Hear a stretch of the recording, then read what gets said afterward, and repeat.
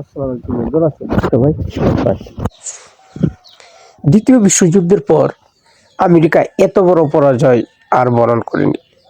Iran যুদ্ধে আমেরিকার যতটা কোণঠাসা হয়ে আছে বলতে গেলে এক প্রকার পরাজিত বাহিনী, কিন্তু তাদের যে চরিত্র তারা বিজয় নিয়ে ফিরবে, তারা বিশ্বকে বোঝাতে চাইবে তারা বিজয়ী হয়েছে, কিন্তু প্রকৃত ঘটনা এখানে উল্টো।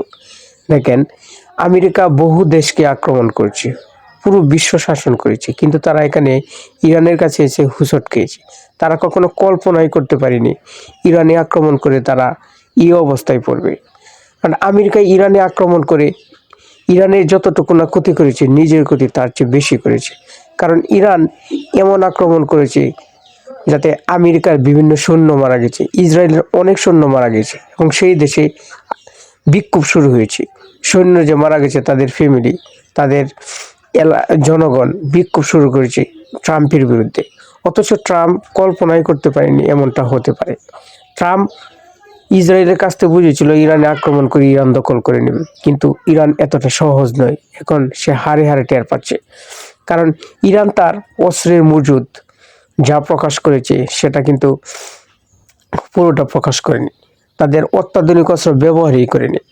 আমেরিকা মনে করেছিল ইরান হলো সিরিয়া ইরাকের মতো, কিন্তু ইরান এমন না।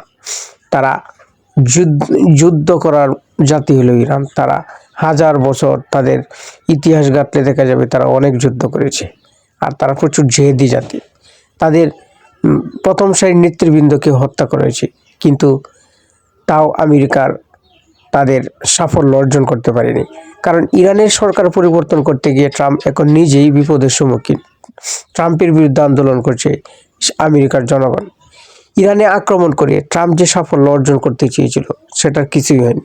এখন সে চাচ্ছে এখানে পরমাণু বোমা মারতে। এখন পরমাণু বোমা মারলে এটা কি হতে পারে? এটা এই যুদ্ধ আরও ভয়ঙ্কর আকার ধারণ করবে। কারণ ইরানও সে কথা বলবে না, তারাও পরমাণু বোমা হামলা করবে ইসরায়েল এবং আমেরিকার ভিতর। কারণ ইরান কি করতে পারে তা অলরেডি দেখিয়ে দিয়েছে, এবং সামনে আরও চমক অপেক্ষা করছে।